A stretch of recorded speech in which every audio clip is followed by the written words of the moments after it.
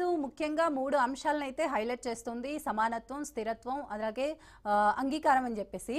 మరి ఇప్పుడు ఈ వాతావరణ మార్పులు కానివచ్చు, లేకపోతే దేశాల ఆర్థిక స్థితిగతులు కానివచ్చు, అలాగే ఒకరినొకరు సహకరించుకోవడం, లేకపోతే ఒక అరుదైన ఖనిజాల పైన వినియోగం పైన ఒక నిర్మాణాత్మక వ్యవస్థని వీటన్నింటిపైన ఏర్పాటు చేయడం అనేది నిజంగా సాధ్యమవుతుందంటారా? ఖచ్చితంగా. మనసుంటే మార్గం ఉంటుందమ్మా సిరి. ఇప్పుడు అందరి కోసం ఒక్కడు నిలిచి, ఒక్కడి కోసం అందరూ కలిసి పోరాడితే ఏదైనా సాధ్యమవుతుంది. ఎవరికి వాళ్ళము ప్రపంచం అంతా కుగ్రామంగా మారిపోయిన తర్వాత నన్నంటుకోకు నామాల కాకి అని మనకు మనం వేరుగా ఉండే పరిస్థితి లేదు. గతంలో ఉండేది. దేశాల మధ్యన ఆర్థిక సంబంధాలు సరిగ్గా ఉండకపోయేది, సామాజిక సంబంధాలు సరిగ్గా ఉండకపోయేది. ఇప్పుడు యుద్ధాలు జరుగుతున్నాయి కాదట్లేదు. కానీ యుద్ధాల నుంచి నేర్చుకునే నీతి ఉన్నది. అట్లానే మనం కలిసి పనిచేస్తే ఎట్లా సహకారం అయితే అని ఒక ఎగ్జాంపుల్స్ ఉన్నాయి. ఎగ్జాంపుల్స్ దాన్ని ఉదాహరణ తీసుకొని మనం సహకారమే మన ఊపిరిగాక అనే ఒక పాట ఉంది కనుక వెలుగుండే సినిమాలో. సహకారం మన ఊపిరి, ప్లస్ మనకు సమిష్టి కార్యాచరణే మన కార్యాచరణగా పోతే తప్పక సాధ్యమవుతుంది. ఇవాళ 20 దేశాలు తక్కువ ఏం కావు. 20 దేశాల జనాభా వస్తే ఆల్మోస్ట్ ఆల్ ప్రపంచంలోని సగం జనాభా కంటే ఎక్కువ ఉంటుంది మన 20 దేశాల జనాభా. ఆర్థిక వ్యవస్థ చూసినా ఒక రకంగా సగం కంటే ఎక్కువ ఉంటది. కనుక అన్ని దేశాలు మిళితం ఇక్కడ నాటో కూటమి లాగా అంతకుముందు రష్యా అనుకూల దేశాలు, చైనా అనుకూల దేశాలు, లేకుంటే అమెరికా అనుకూల దేశాలు కాకుండా సమిష్టిగా అందరికీ అందరు అనుకూల దేశాలే G20లో ఉన్నాయి కనుక తప్పక ఈ సహకారం అవుతుంది.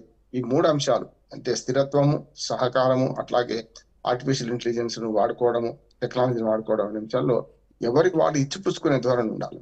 గతంలో మనం చేబదులు తీసుకుంటాం. నా దగ్గర పప్పు లేకపోతే పప్పు తీసుకొని, మీకు అవసరమైతే ఉప్పు అవసరం ఉప్పు ఇచ్చి ఇట్లా చేసుకుని బార్టర్ సిస్టమ్ నుంచి మొదలుకొని ఇవాళ ఆర్థిక వ్యవస్థలో కరెన్సీ కూడా మెల్లమెల్ల మాయమైపోతే ప్లాస్టిక్ మనీ వచ్చేస్తుంది. డాలర్ రారాజుగా నిలుస్తున్న క్రమంలో G20 దేశాలు ఇంకొక ఆలోచన కూడా చేస్తున్నాయి. డాలర్ కు వ్యతిరేకంగా కూడా పనిచేస్తున్నాయి. ఇప్పుడు మనం ట్రంప్ రాకపోవడం ప్రధాన కారణం ఏంటంటే ఈ G20 దేశాలు ఖచ్చితంగా రేపు పొద్దున డాలర్ కు వ్యతిరేకంగా పనిచేస్తున్నాయి. తమ లోకల్ కరెన్సీ వాడుకునే ప్రయత్నం చేస్తున్నాయి. గతంలో యూరోపియన్ కరెన్సీని తిప్పికొట్టాం కానీ ఈ G20 దేశాల ఆలోచన కనుక సహకారం అయితే రేపొద్దున డాలర్ రారాజుగా నిలవదు అనే భయంతోనే అమెరికా అధ్యక్షుడు రాలేదనుకుంటున్నా. ఆ కారణం అది. యాక్చువల్ గా ఆయన చూపించిన కారణం వేరు.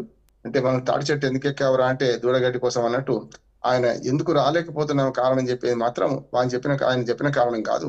ఇది నా ఉద్దేశం ఏంటంటే ఈ G20 దేశాల సదస్సుల్లో ముఖ్యంగా బ్రిక్స్ దేశాల అనుభవం ఉన్నది. ఇప్పుడు G20 కన్నా బ్రిక్స్ దేశాలు అయితే పూర్తిగా తమ లోకల్ కరెన్సీ వాడుకుందాం. మరి బ్రిక్స్ లో మనం కూడా భాగస్వామ్యం పూర్తి స్థాయిలో. కనుక బ్రిక్స్ దేశాల ఆలోచన విధానం అట్లా ఉంది కనుక రేపు G20లో కూడా భారతదేశం ఆ ప్రభావం చూపెడుతున్న భయంతోనే ఈ G20 దేశాలకు రావడం లేదని అనుకుంటున్నాను. అది సరే, మనకు చైనా అధ్యక్షుడు రాకపోవడానికి, రష్యా అధ్యక్షుడు వారు రావడానికి కారణం ఏంటంటే అది వేరే ఉన్నాయి. కానీ అమెరికా అధ్యక్షుడు రాకపోవడానికి మాత్రం ఈ G20 దేశాలకు భయపడడం ఒకటి, కావాలని రాకపోవడం రెండోది, బ్రిక్స్ దేశాల ఆ సమావేశంలో జరిగిన అనుభవం తమకు కూడా ఎదురవుతుందని ఒక భయంతోనే రావడం లేదు. అందుకని ఏం లేదు. ఖచ్చితంగా మన ప్రభావం తప్పనిసరి ఉంటుంది.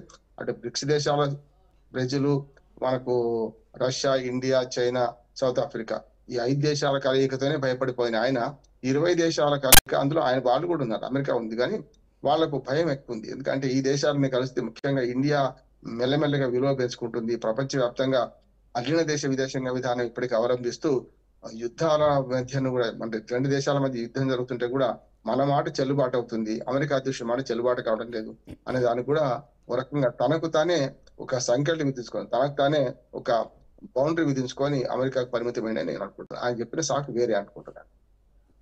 అయితే సార్, ఇప్పుడు అమెరికా ఈ సదస్సుకు అయితే హాజరు కావడం లేదు, అలాగే చైనా కూడా హాజరు కావడం లేదు. 2 పెద్ద దేశాలే మెయిన్ సదస్సుకు సంబంధించి రావట్లేదు. మరి ఇది ఇండియాకి అనుకూలంగా ప్రధాని మోడీ ఎలా గుర్తింపు తీసుకొస్తారంటారు? ఖచ్చితంగా ఇప్పుడు అమెరికా అధ్యక్షుడు రాకపోవడానికి కారణాలు వేరే చెప్పాను. చైనా అధ్యక్షుడు రాకపోవడానికి ఆయన భద్రతా కారణాల దృష్ట్యా బయటకు దేశం వెళ్ళొద్దు అనే దానితో ఏంటి కనుక మనకు ఎప్పుడు కూడా అవకాశాలు చెప్పి రావు. సరే, మనకు అవకాశాలు మనం ఉపయోగించుకోవాలి. ఇప్పుడు మనకు స్వచ్ఛంద సంస్థలు లాంటివి అయితేనేమో మనకున్న అవకాశాల మేరకు మనం పనిచేస్తాం. రాజకీయంలో అట్లా ఉండదు. దేశాల మధ్య సంబంధాలు కూడా వచ్చిన ప్రతి అవకాశాన్ని మనం వాడుకోవాలి. అందుకని వాళ్ళిద్దరు రాకపోవడం వల్ల పెద్దన్న పాత్ర మనం వహిస్తాం కదా. అక్కడ మిగతా దేశాలన్నీ చూస్తే ఇప్పుడు మనం 4 ఆర్థిక వ్యవస్థగా ఉన్నాం. మనం చూస్తున్నాం కదా. మనం కేవలం ఇంకొక దేశాన్ని జర్మనీని పక్కన పెడితే మనం 3వ ఆర్థిక వ్యవస్థ. ఆ 4 ఆర్థిక వ్యవస్థలలో 4వదైన మనము మిగతా 2 ఆర్థిక వ్యవస్థలు బలంగా ఉన్న 2 దేశాల అధినేతలు రావడం లేదు. అది మనకు శుభసూచకం అంటున్నాడు. వాళ్ళకి నష్టం కావచ్చు. కానీ మనకు లాభం అంటున్నాడు. అటు ఇప్పుడేమైందంటే మన మోడీ వైపే భారతదేశం. మోడీ అంటే భారతదేశానికి ఒక ప్రతినిధి. మన మోడీ వ్యక్తిగతంగా పక్కన పెడతాం. కనుక భారతదేశానికి ఒక ప్రతినిధి అయిన మన మోడీ గారు ఇవాళ ఇండియా వైపు మిగతా దేశాలు తలదిప్పి చూసే అవకాశం కల్పిస్తారు. ఇది ఒక అవకాశంగా మార్చుకోవాలి. ప్రతిదీ కూడా స్వాట్ అనాలిసిస్ లో ఎట్లా ఉంటదంటే స్ట్రెంగ్స్ ఉంటాయి.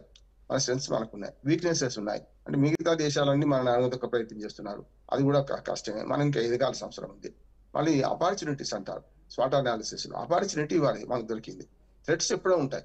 థ్రెట్స్ ఏంటంటే ఈ సమావేశంలో జరిగిన తీర్మానాలు అమలు కాకుండా చూసే ప్రయత్నం చేస్తారు. అమెరికా పూర్తిగా అడ్డుకునే ప్రయత్నం చేస్తుంది. కొన్నిసార్లు సహకరించదు. సహకరించకపోవడం ఒక రకంగా చెప్పాలంటే ఈ మనకు బ్రిక్స్ దేశాల అనుభవంతో సార్క్ దేశాలు బ్రిక్స్ దేశాల అనుభవంతో ఇవాళ G20 దేశాల కలయికను మనస్ఫూర్తిగా ఆహ్వానించలేకపోతున్నాడు ట్రంప్. కనుక దాన్ని బట్టి మనం ఇవాళ ఈ సదస్సులో కీలకమైన పాత్ర వహిస్తున్నాం. ఖచ్చితంగా ఈ సదస్సులో కీలకమైన పాత్ర వహించే క్రమంలో మనం కొన్ని ప్రతిపాదనలు కూడా మొదలుపెట్టిపోతున్నాం. అందుకని చూడండి, మొత్తము ఈ సదస్సులో ఏ ఐటమ్స్ తీసుకుంటారో అందులో 3 అంశాలు కీలకమైనవి. నేను చెప్పాను కదా, సహకారం కానీ, ఆర్థిక సహకారం కానీ, మనకు అట్లాగే ఆర్టిఫిషియల్ ఇంటెలిజెన్స్ వాడుకునే టెక్నాలజీ విషయంలో కానీ, సహకారం కానీ, ఈ మూడిట్లో మన ప్రధానమంత్రి మోడీ గారు ప్రసంగిస్తున్నారు కనుక మనదైన రీతిలో ప్రజెంటేషన్ చేస్తూ మనం వాటిద్దరికంటే చైనా అమెరికా రాకపోతే మనకు ఓ రకంగా ఈ ప్రజెంటేషన్ లో మనం మంచి అవకాశాలు వచ్చాయని. అయితే రామ్మోహన్ రావు గారు ఇప్పుడు ఇండియాకి సంబంధించి చాలా ప్రతిష్టాత్మకంగా మోడీ గారు నిజంగా ఇది ప్రతిష్టాత్మకంగా తీసుకొనే చేస్తున్నట్లుగా కనిపిస్తోంది. ఇది ప్రపంచానికి ఏ విధంగా ప్రభావితం అవుతుంది అంటే నేరుగా ఇండియాకి ప్రపంచానికి ఎలాంటి మేలు ఉంటుంది? అలాగే G20 సదస్సుకి అమెరికా చైనా వెళ్ళట్లేదు కాబట్టి ఆ రెండింటిని కాదని ఈ G20 దేశాలు ఎలా లాభ పొందుతాయంటారు? భారతదేశం అండ లేకుండా కొన్ని చిన్న దేశాలు బతికే పరిస్థితి లేదు, చూస్తున్నాము టెక్నాలజీలో కానీ. అంతేందుకు మనకు శ్రీహరికోట ద్వారా ఆకాశానికి మన అంతరిక్షంలోకి విడిచే ఉపగ్రహాల సంఖ్య పెరిగింది, చూసినాం కదా.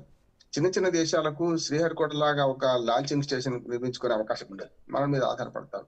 అట్లాగే 140 కోట్ల మంది ప్రజలు కనుక చిన్న వాళ్ళ ఉత్పత్తులను మన దగ్గర అమ్ముకునే ప్రయత్నం చేస్తుంటారు. మార్కెట్ పెద్దది మనకు.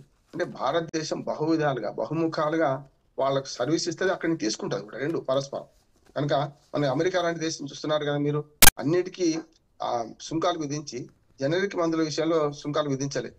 సేమ్ ఎందుకు